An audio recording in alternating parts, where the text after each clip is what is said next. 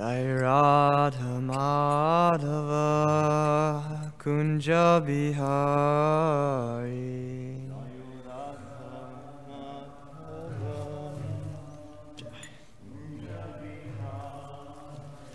Jai Radha Madhava Kunja Bihari.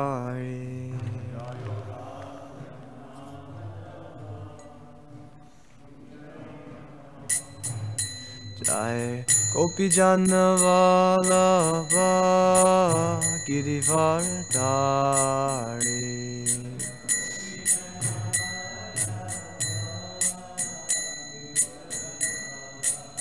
Jai Gopi Jana Vallabha Giridhari.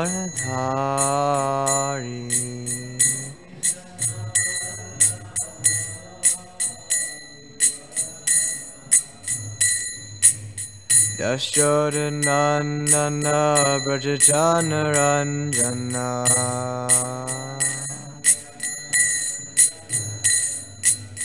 Yashoda Nandana Brajajana Ranjana.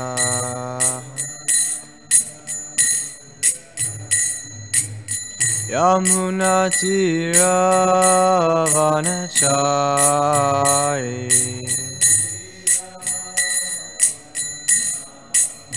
Yamuna Tira Vanachari.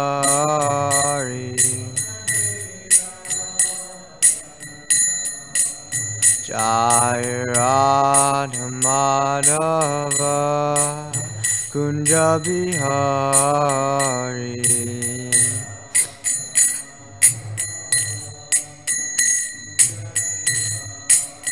Jai Radha Madhava Kunja Bihari.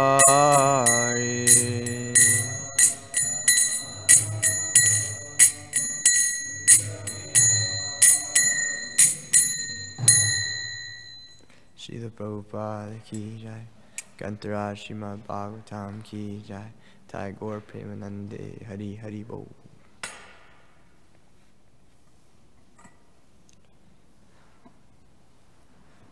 Om Namo Bhagavate Vasudevaya.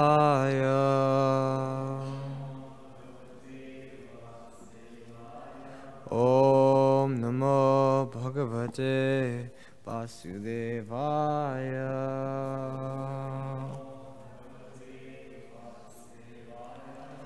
Om Namo Bhagavate Vasudevaya.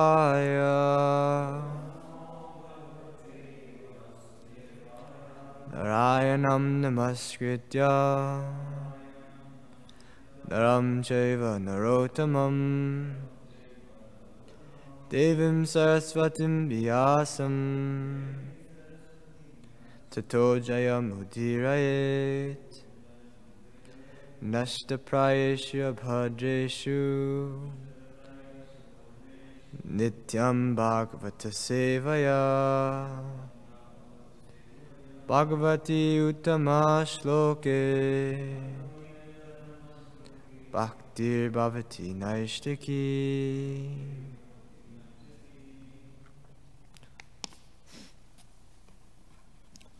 Hi Krishna. Welcome to the morning Srimad Bhagavatam discussion. Thank you all for joining. Please excuse me for being the most junior devotee and sitting on the Vyasa-san. Please give me your blessings so I can do some service and try to speak some things. You can turn it down a little bit. So. We're reading from Canto 10, text 1, or chapter 1, text 23. So, find it real quick.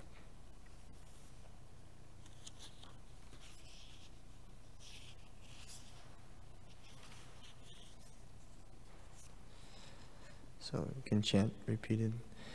Vasudeva Griha Saksha Bhagavan Purusha Para Janishyate tat priyartam Sambhavantu surastriya Vasudeva grihe sakshat Bhagavan purusha para Janishyate tat priyartam Sambhavantu surastriya Vasudeva grihe sakshat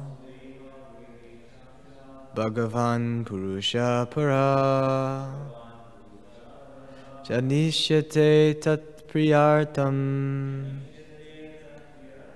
Sambhavantu surastriya. Please. Vasudeva grihe sakshat Bhagavan purusha para Janishyate tat priyartam Sambhavantu surastriya Vasudeva grihe sakshat Bhagavan purusha para Janishyate tat priyartam Sambhavantu surastriya.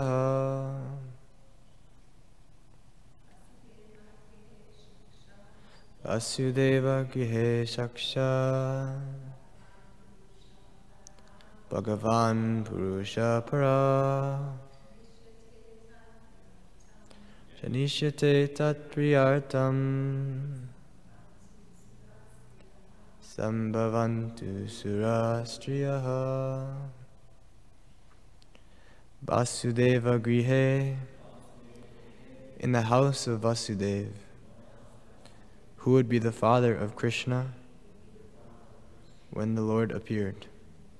Sakshat, personally, Bhagavan, the Supreme Personality of Godhead, who has full potency. Purusha, the original person. Paraha, who is transcendental. Janishyate, will appear. Tat priya artam, and for his satisfaction. Sambhavantu, should take birth. Surastriyaha, all the wives of the demigods. Translation and purport by His Divine Grace, A.C. Bhaktivedanta Swami Srila Prabhupada. Srila Prabhupada Ki Jai. The Supreme Personality of Godhead, Sri Krishna, who has full potency, will personally appear as the son of Vasudeva. Therefore, all the wives of the demigods should also appear in order to satisfy him.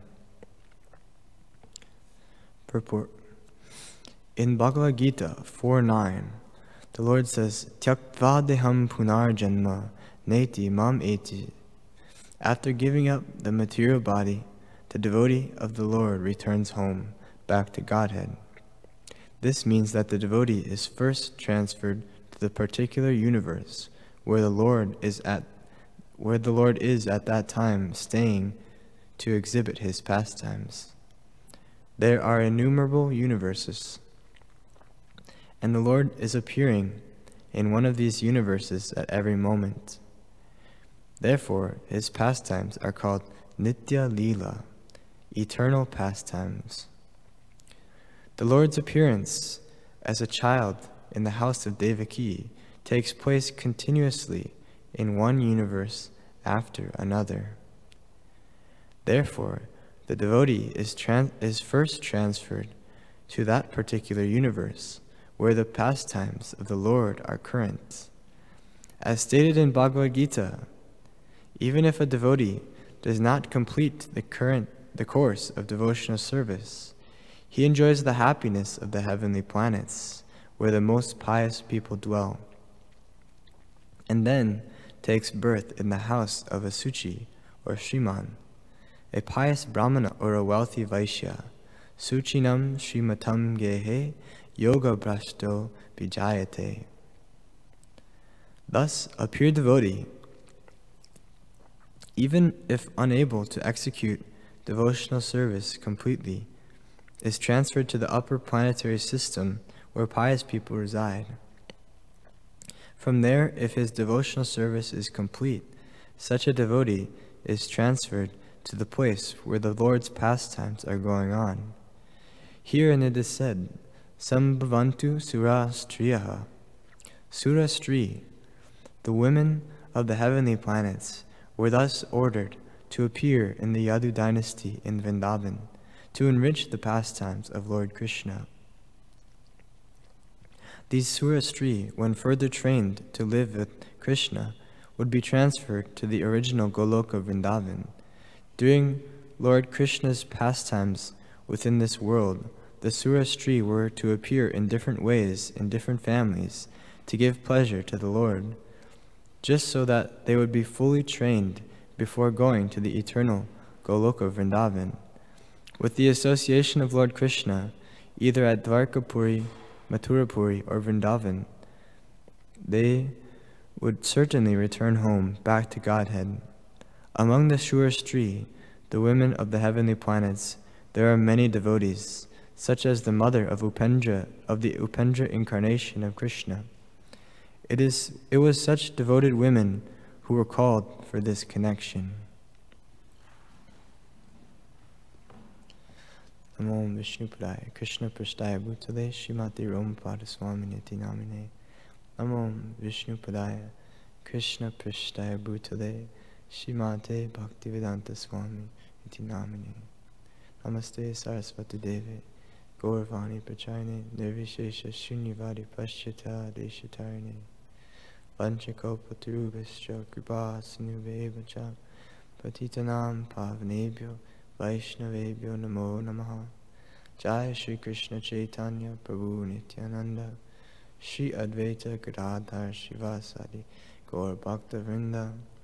Hare Krishna Krishna Krishna Hare Hare, Hare Rama Rama Rama Hare Hare. Hare Krishna. So, I find this to be a really nice verse, a nice glimpse as to the results of engaging in devotional service. Very explicit detail is given of how these devotees entered into the Leela of Krishna. So in the verse, it's Sura Striyaha. So that's the wives of the demigods, and it's explained that they were called down to come down, and at the end of the purport it's described that they were actually highly qualified devotees.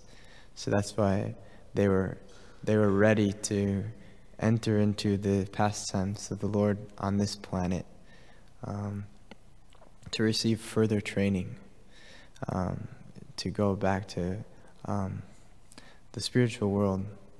So this is a really detailed description of how devotees go back to Godhead, which we hear often in Srila Prabhupada's purports, that this happens, that before we get to go back to the spiritual world, we take birth in the pastimes of the Lord on this planet, or in the material world, maybe like not in this planet, wherever the Lord is displaying his pastimes in the material world. Before we go back to the spiritual world, we go where in one of the universes where he's displaying his pastimes. So that's what this particular purport is describing, that there's innumerable universes, and in each one the Lord is appearing somewhere, and so that's why the pastimes are called Nitya Lila. So we may, because we're engaging in the process of devotional service, we may be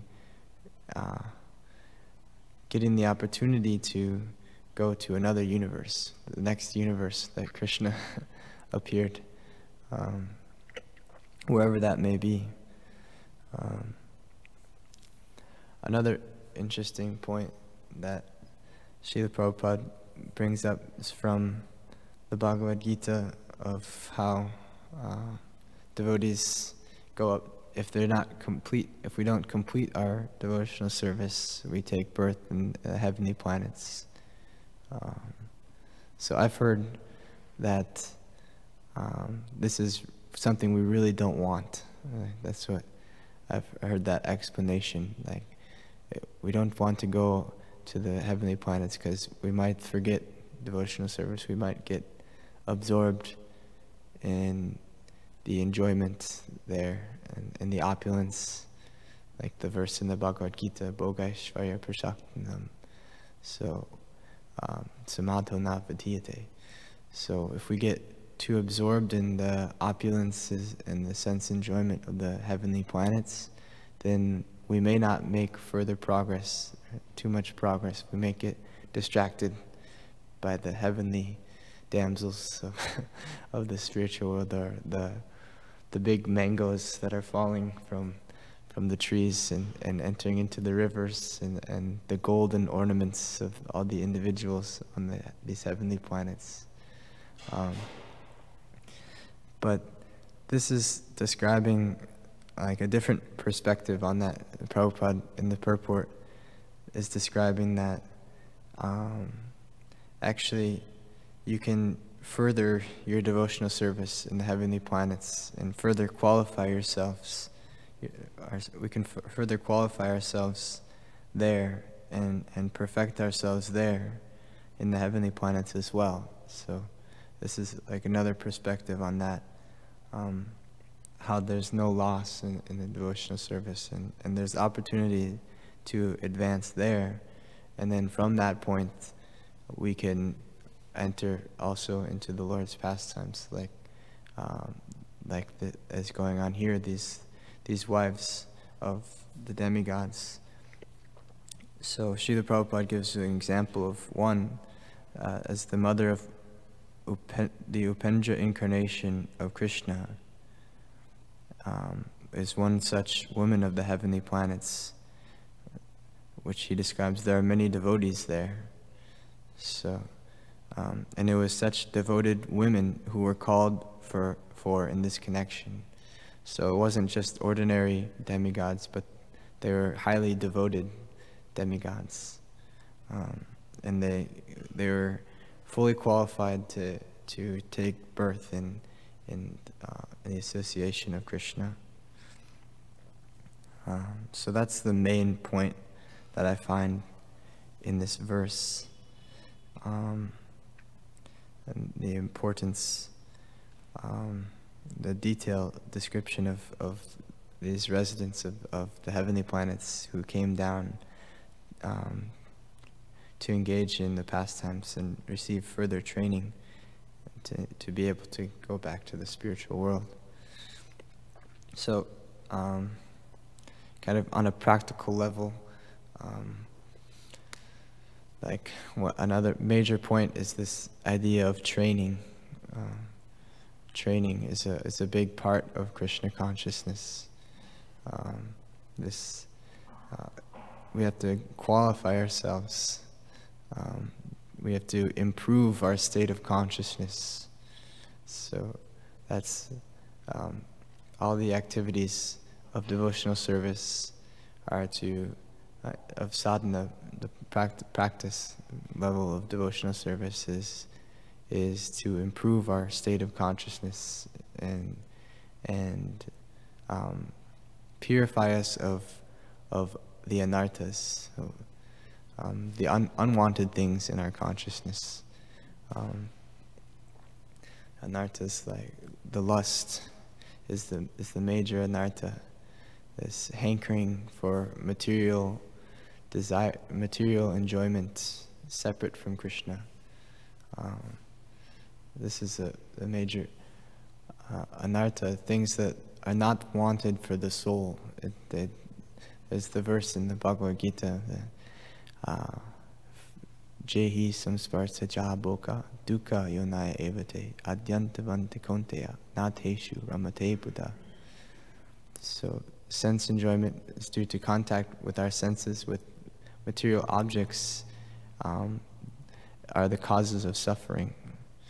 It's because they have a beginning and an end. So the wise person, an intelligent person, one who has spiritual intelligence, doesn't derive their happiness from this activities of engaging our senses in material sense objects. So this is the training. The training is to purify our senses by engaging them in the service of Krishna,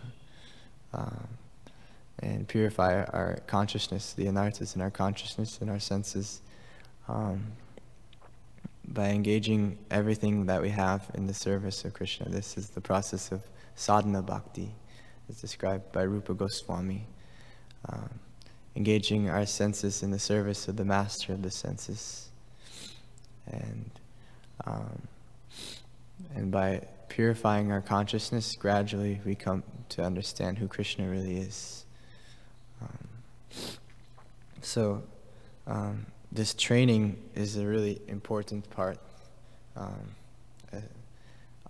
on the sadhana practice level, as well as even further into actually the stages of perfection. There's also training of how to become a resident of Vrindavan. So I guess this is the platform of Raganuga sadhana bhakti. What these demigods taking birth in the pastimes of Krishna are going through the Raganuga sadhana of they're going through this training to become a resident of Vrindavan. So first we have to, at our level, at least my level, maybe other people are further in their Krishna consciousness, but first we have to free ourselves of base level anarthas and before we can do that. So that's the kind of training that I'm receiving, we are receiving and through Srila Prabhupada's instructions and the establishment of ISKCON and the whole process of sadhana bhakti given by Srila Rupa Goswami, engaging our senses and serving the deities and chanting the holy name and tasting Krishna prasadam. This is all training, especially getting guidance from senior devotees is very important for this training. We see how they carry themselves, how they behave, how they treat other people,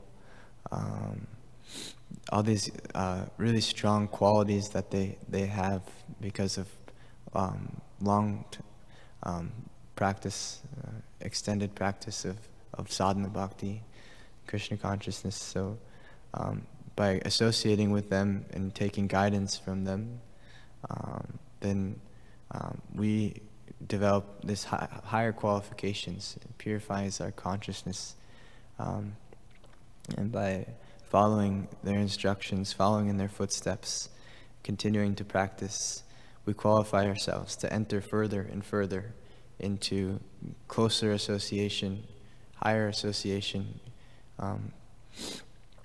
and eventually into the association of Krishna and the pastimes of Krishna directly.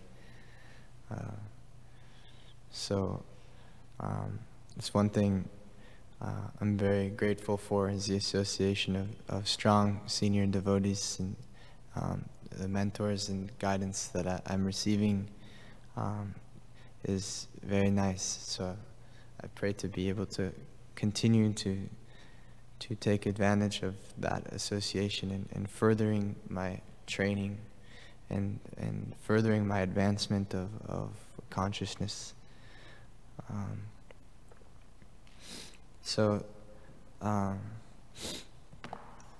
There's a similar verse I was just reading in the 9th canto in regards to this of Lord Ramachandra's pastimes.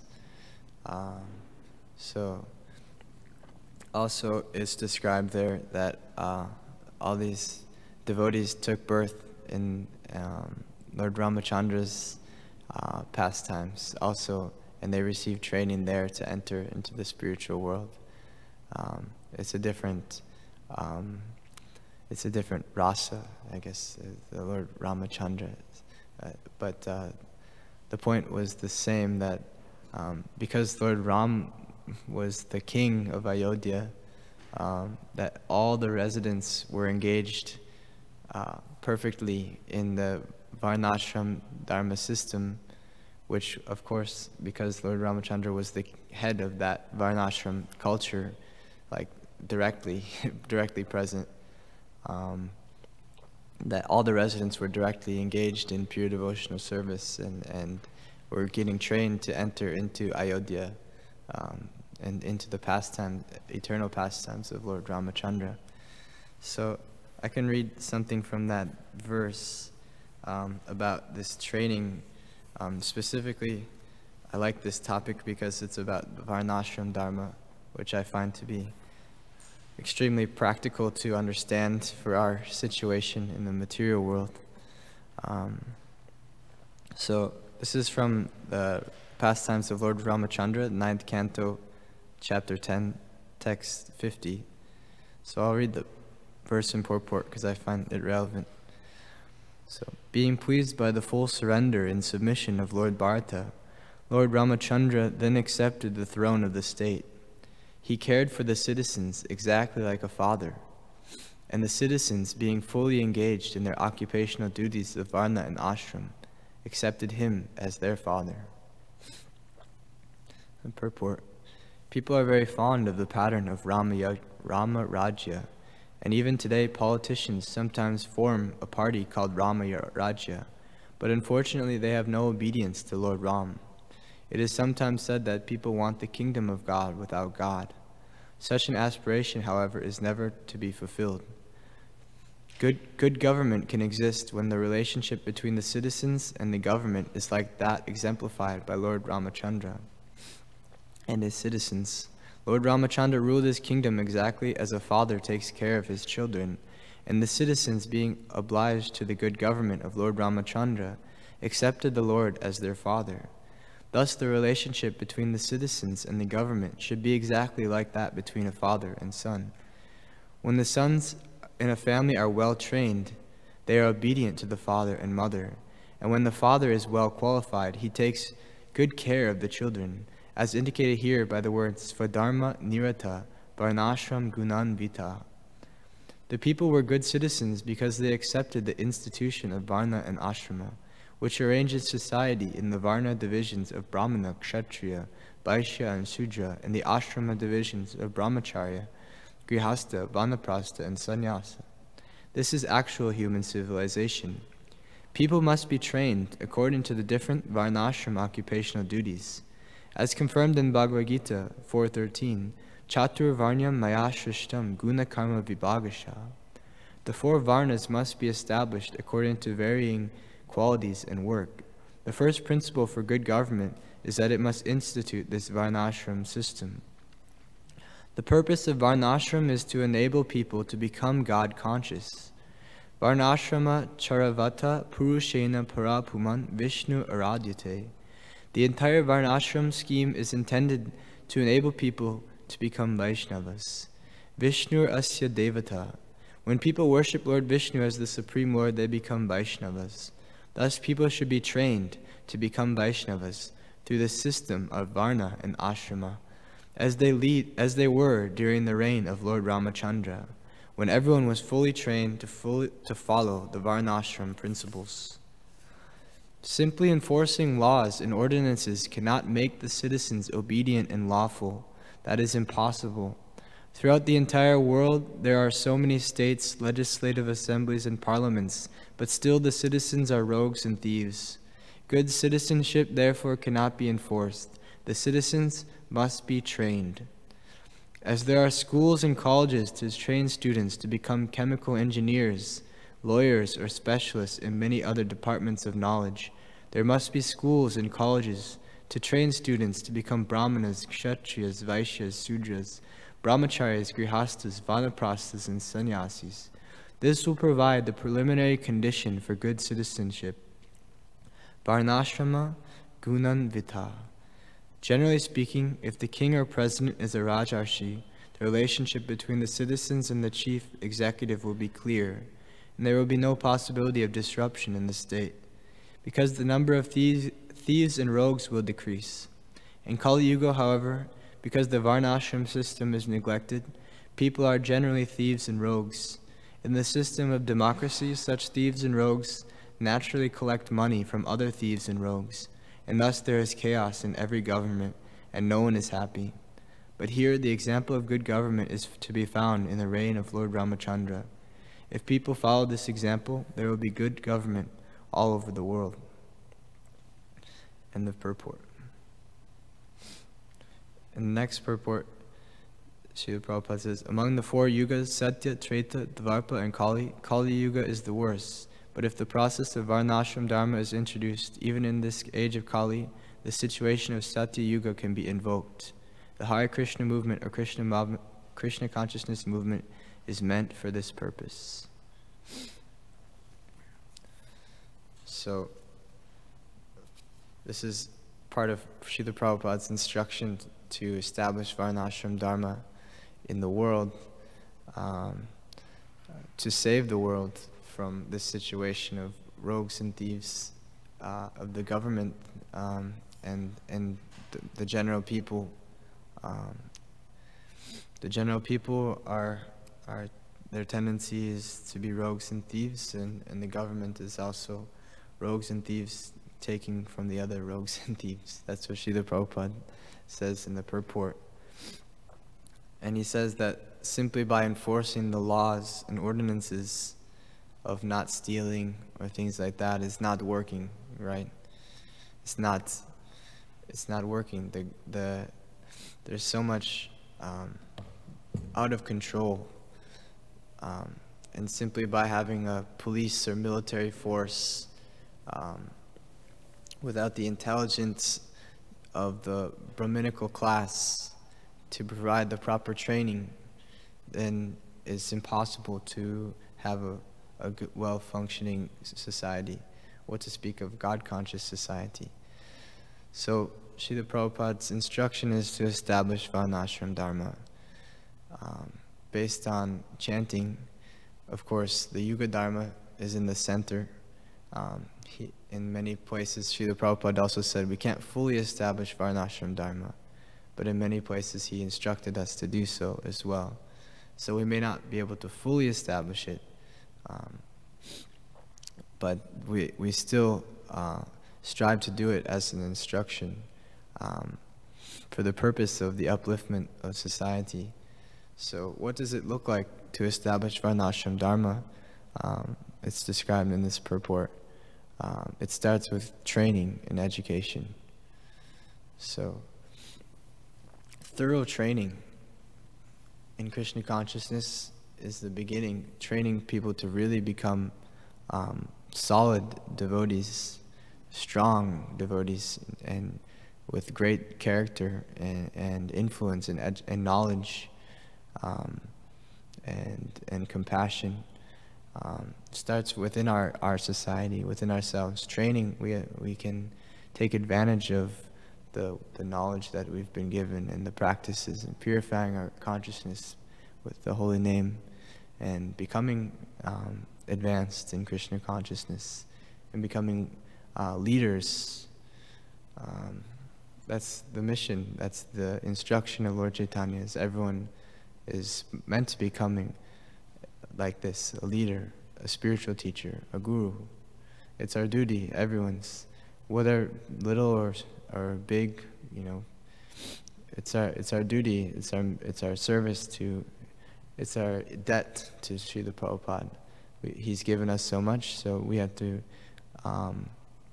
strive to pay it back, pay it forth by taking up his instructions. So I envision how it can be done. There's actually the Christian church has a lot of these aspects. You see that they have private schools, the Christian church. A lot of the universities in the Western world and the schools that are more successful in preliminary education are run by the Christian church. So people who have some money send their children to these private schools to get better education. So we can also do that. We can also establish schools. We are doing it a few places, in Alachua, Dallas, I believe. Some homeschooling is going on here, and we can see the results of that. Children who get homeschooled, super powerful.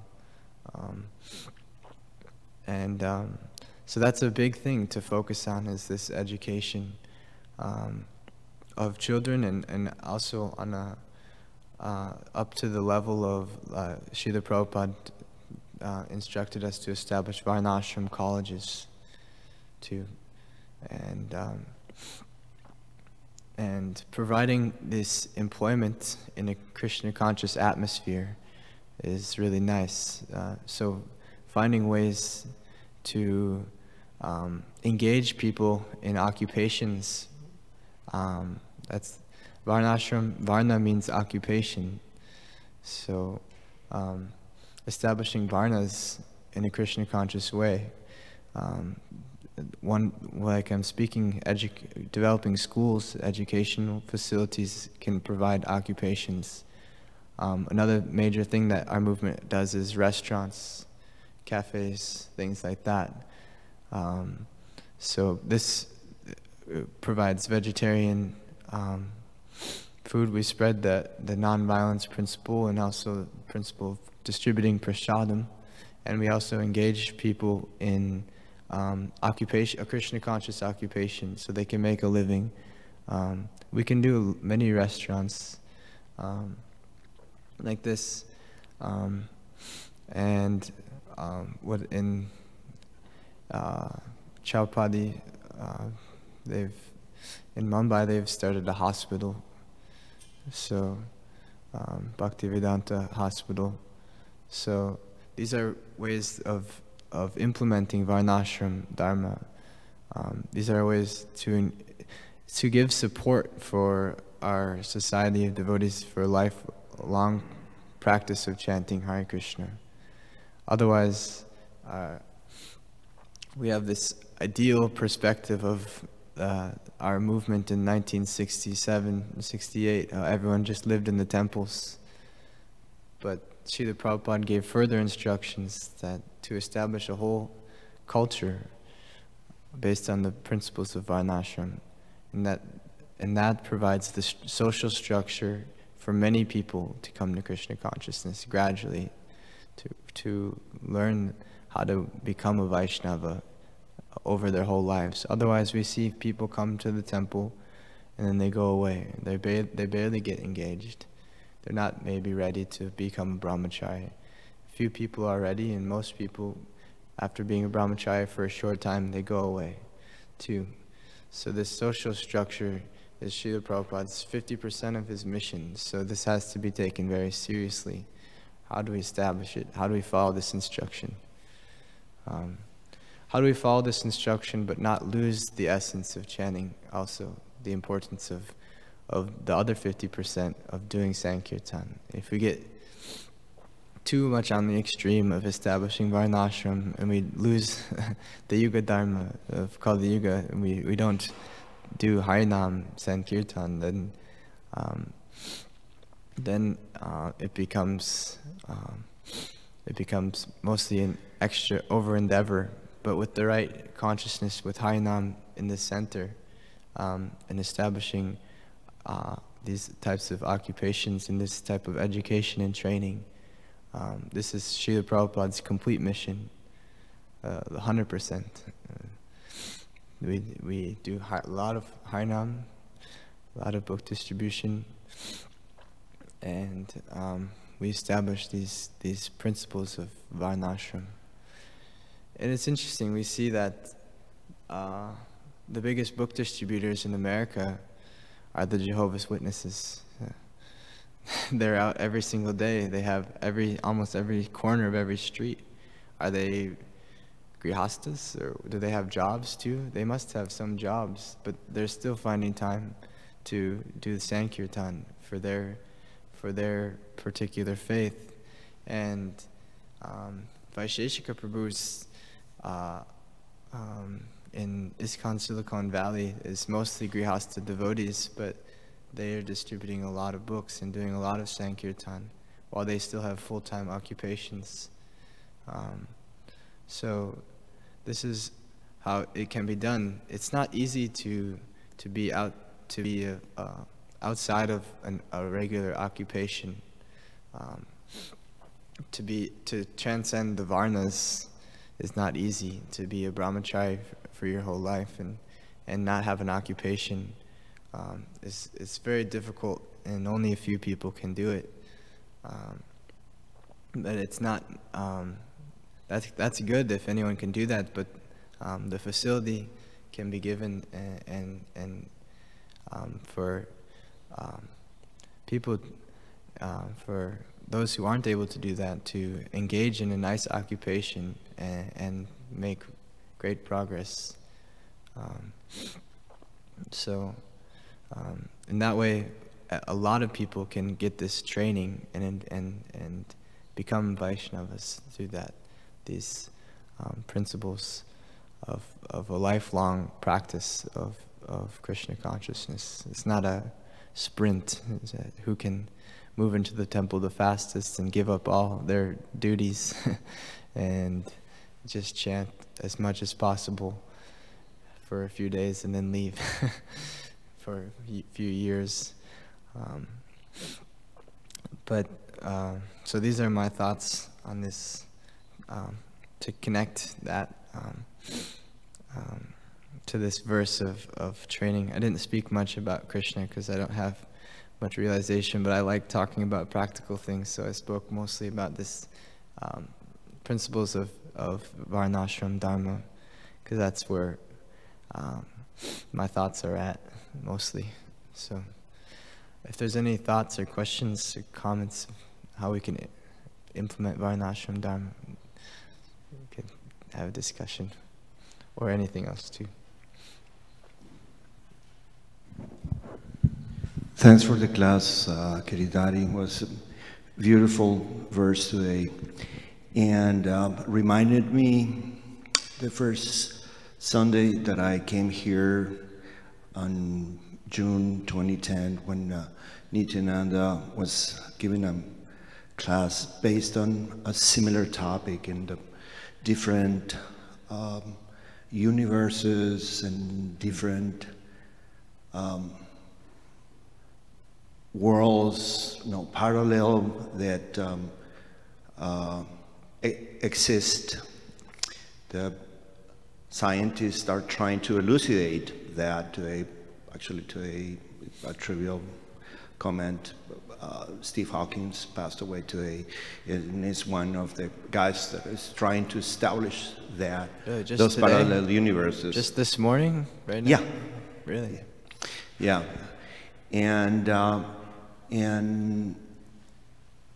when I heard it for the first time in Nityananda Pran's voice, sounded for me like a promise that kept me going up until today. It's a beautiful, beautiful, beautiful verse talking about all these possibilities of a way much better life than the one that we have here. That's all what I want to say. Thank you. Yeah, it's even just the understanding like the material universe is with more clarity is very helpful for our consciousness, because it broadens our vision. We see there's so much more, and we don't get so caught up in short-term problems, because it's so expansive and eternal. Yeah, thank you for sharing. Hare Krishna Prabhu, thank you for your class. The purport you quoted with Lord Ramachandra, I was actually looking for that purport for the longest time because I remember it, but I forgot where it was. So I'll get it from you after class. I kind of want to make some appreciations of that purport, and maybe you could expand on it. In that purport, it was mentioning that Lord Ramachandra, he treated everyone like a father treats his son, with the responsibility of a leader. And a lot of times, a leader, generally speaking, let me discipline, and that's part of one aspect. But we see that when a father or a mother discipline their child, they're not always disciplining their child. They're honoring their child with birthdays, compliments, love, and respect, not just disciplining all the time. And that's one thing I try to keep in mind. And because when Prabhupada started the movement, everyone generally sees him in his disciplinary aspect. But when he started the movement, he didn't just say follow the 4 regular principles, do this, do that. He just chanted Hare Krishna, and he served the devotees. And then one of his disciples asked, are there any rules and regulations we should follow? And then Prabhupada said, yes, finally you ask. So there's a quote that says, no one cares how much you know until they know how much you care. And Jimi Hendrix also said, when the power of love overcomes the love of power, the world will know peace. So my question is related to this point, is that the tendency is that when we're kind to others like Prabhupada, we generally expect a certain result, that others will be kind to us. But we see that the result of Jesus' kindness, he got crucified. The result of Haridas Thakur's kindness, he got beaten 22 marketplaces. The result of Parashuram's father, he served Katavi Arjuna and his entire army.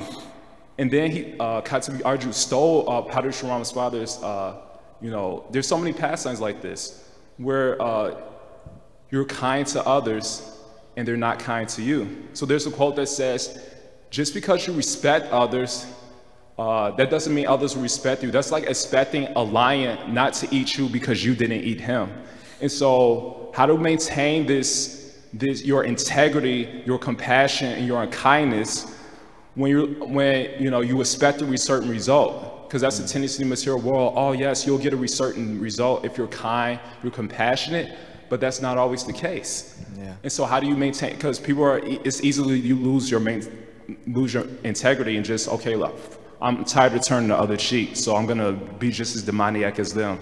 So how does one maintain their integrity despite all obstacles? I have some ideas, but maybe you could explain your understanding of it. My thought is that more I've been realizing this, that I'm wondering why, Krishna comes, he only came 5,000 years ago, Swayam Bhagavan Krishna, the original personality of Godhead, but instantly, right away, everything gets covered over. Right away, all the principles of irreligion start manifesting right after he leaves. The Brahmanas fall down, Kali Yuga begins. Lord Chaitanya was here, again, Krishna himself, 500 years ago, only 500 years ago on this planet. But still, it's just covered over, right away. So I've just been accepting, more so just accepting the fact that this is the way the material world works. And the point is not to stay in the material world. So how to go beyond these things is to understand that this is the way the material world works, and having the goal in mind that of going back to the spiritual world. That's how you maintain steadiness in all these circumstances, because it's just the way it is and it will never change. Krishna comes and instantly the material world stays the same right after he leaves. But he gives us the chance to come back by leaving the Srimad Bhagavatam, leaving instructions, and leaving His holy name. But right away, the irreligion and quarrel and all these things just manifest again. And it just makes me think, like, why can't this world just be nice? But it's just not. It's just the material world is made to give us misery. It's what it is. The material world is made for conflict. It's the potency of the material world. It's a dukkhalayam shashvatam, temporary and full of miseries. It's just, I'm trying to learn how to just accept that fact that it'll never be good. It'll never be okay until we return to the spiritual world, until we get the association of Krishna. It'll never be a good situation.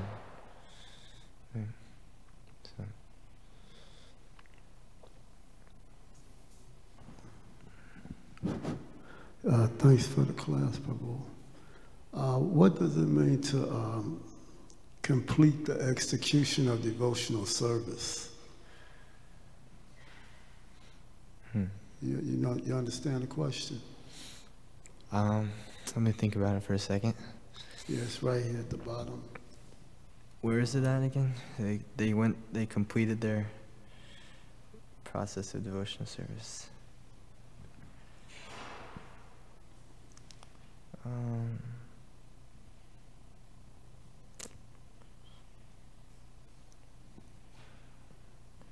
So, I guess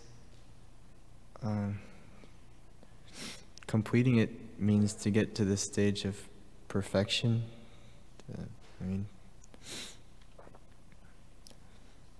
I don't really know how to answer the question, to be completely honest with you. But you have something to say?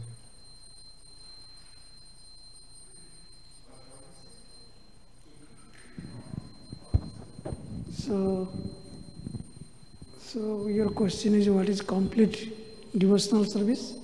Complete devotional service. Actually, complete devotional service means 9 types of services.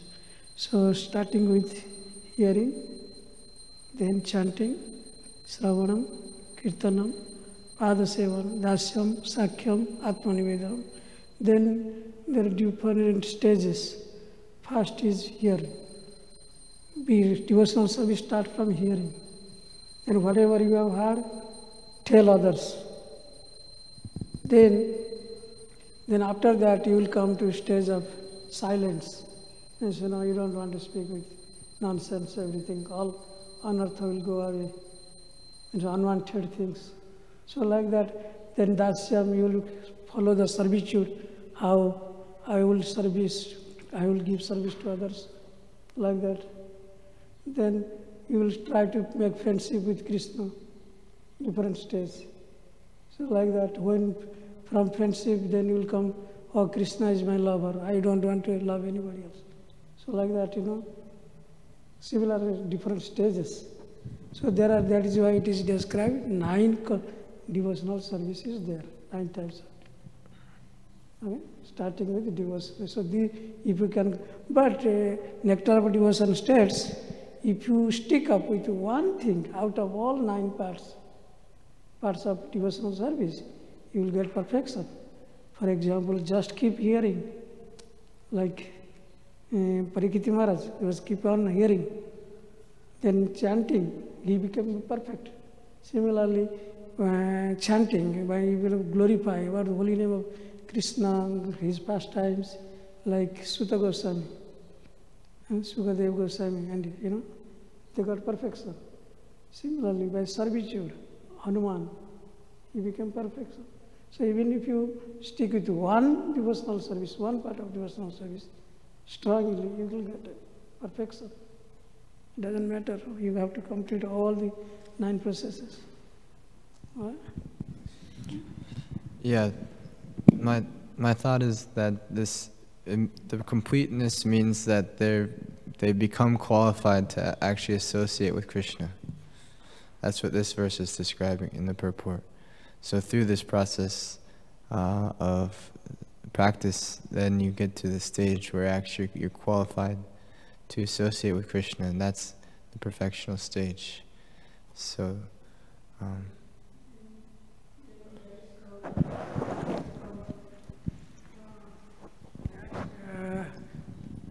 only qualification, how to become, attract. All this is, that's why Nectar of Devotion is stating, Rupa Goswami is telling, loyalty.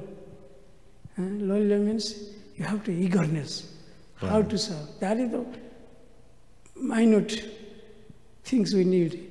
Eagerness, Shraddha. That's not his question, though. It's not the answer to his question. I mean, you're not saying anything wrong, but his question is, what does it mean to complete devotional service?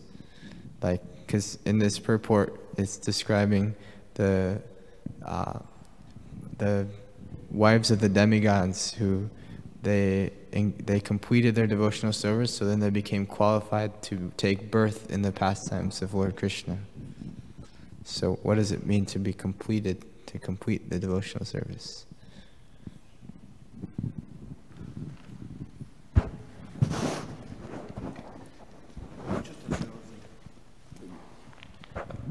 My little realization is that also that complete when we are sincere and we are pure of heart to do our devotional service. That is the completeness in my eyes. Thank you for sharing. In Bhakti-rasamrita Sindhu, it says that Anya vilasita sunyam jnana karmadi anavritam anukulyani krishnanu silanam bhakti uttam. Complete devotion service means only a favor of Krishna, not our sense gratification. Those who are in, heavenly planet, Sura Striya, here in mentioning Sura Striya, they are already in mode of goodness in heavenly planets. Why they are coming here? They are doing their sense gratification, even they are doing bhakti, but still some percent of bhakti they are doing sense gratification. So now they are engaging themselves, completely engaging in Krishna consciousness, in Krishna's pastimes. So anukula, favorable to Krishna, it's favor to Krishna. That's why it's complete. Otherwise, they were in devotional service. They were doing the rules of Krishna. They are doing everything according to rules of Krishna. But now they are those who are very exalted. They are coming down to Krishna's lila. So this way, anukulyana Krishna, anukulya, under the guidance of Krishna, they are doing the lila, engaging themselves in a lila of Krishna.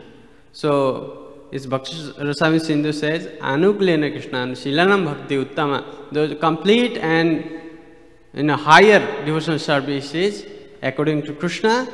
We have to surrender unto Krishna. And Prabhupada, one lecture, Prabhupada was saying that if I ask me, water, you can't give me milk. You can't say me, milk is better than water. You can't say like that. They are doing devotional service, but according to Krishna's desire, if we serve him, then he will be pleased. So that was the Sura Striya are coming down to please Krishna. Those who are higher exalted, they are coming down to Krishna. So I think it's a complete devotional service. Not my desire, according to Krishna's desire, whatever Krishna wants, just please Krishna, that's complete desire. Hare Krishna, thank you. I just one last brief comment related to my question. And one of the most important points I try to keep in mind is why the great saints were always happy despite so many obstacles coming against them. Well, they were spiritual valedictorians. And we see that in the material world, a valedictorian's happiness comes from them passing their own exam. Their happiness never comes from someone else passing their exam. In much the same way we see these great saints, they're always spiritually happy because they're valedictorians. Why? Because their happiness never comes from other people passing their character exam. Their happiness comes from whether they pass their own character exam, whether they're humble, whether they're forgiving, whether they're tolerant. Because if our happiness is always dependent on whether other people pass their character exam, then you'll always be miserable because people don't study. Shruti Shrinti Purana Adi Pancharachi Vidimvina Aikantike Hare Bhatir Utpatayava Kalpate. That's what Rupa Goswami says, that you have to study your exam, but if you're not studying your exam, then you won't pass your character exam. So that's one of the most important things, is that our happiness should never be dependent on whether other people pass their exams. And then you'll commit offenses if it is. And then you'll always be miserable committing offenses, never appreciating devotees, always complaining about devotees, never showing gratitude to devotees, just always wondering why, this devotee's annoying. So we see in the material world, we should be grateful for devotees, grateful for prasadam, because people are being murdered in the material world, rape, torture. So we have to keep things in perspective. This is a spiritual vacation. So why are we unnecessarily causing misery for ourselves, because we can't appreciate devotees, the glories of devotees. So there may be disagreements, but so what? They're a devotee. So there's one last quote that says, I'm not sure why you're speaking so strongly. It seems like you have some negative experience. No. Vishwasura, he was cursed by Lord Shiva, and he was screaming, yelling at them. But you know what they said in the 6th canto of Bhagavatam? They said, Vishwasura, he has the body of one in the modes of passion and ignorance. Yes, he has more love for the Lord than the demigods. So there's a quote that says, you can't judge a book by its cover. You may miss out on a great story. So we should never judge people of how they talk, how they look, how they speak. Then we lose our gratitude and our forgiveness. So that's the most important things. People may criticize us. People may judge us. Oh, why are you talking like this? Or why are you looking like this? So what? Everyone's a devotee. Devotees are not robots. They're individual. Krishna's given devotees so many aspects to use in Krishna consciousness. And so that's why Prabhupada came to preach. He saw the greatness within everyone. There's a quote that says, surround yourself with the dreamers and the doers, the believers and the thinkers. But most of all, surround yourself with those who see the greatness within you, even when you don't see it within yourself. Vidya vinaya sampane brahmane gavi hastini shune chaiva swapake cha pandita samadarshinaha. And that's what Prabhupada, and that's why he was able to transform lives, because he saw the greatness in everyone. He wasn't judging people of how they spoke, how they look, and how they talk. And so that's one of the most important things. So anyway, I'm always happy. So no, I'm very happy. But I know that people, I'm not a soft-spoken person. I usually fall asleep when in classes with soft-spoken, so I need to keep myself awake. So thank you for your class, and that's one of the most important things I like to keep in mind. So Hare Krishna.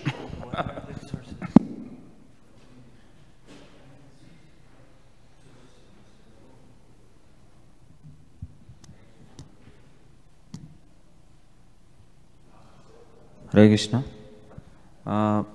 Once Srila Prabhupada said in his lecture that complete devotional service means Ananya Bhakti. Ananya means na anya, no other person. He is always engaging the service of the Lord Krishna and the Guru. This is a complete devotional service, as Srila Prabhupada said. Ananya Bhakti means always engaging 24 hours in the devotional service for the pleasing of Lord Krishna and Guru. Hare Krishna. Thank you. All right. Anything else? No? All right. Hare Krishna. Thank you all for joining class.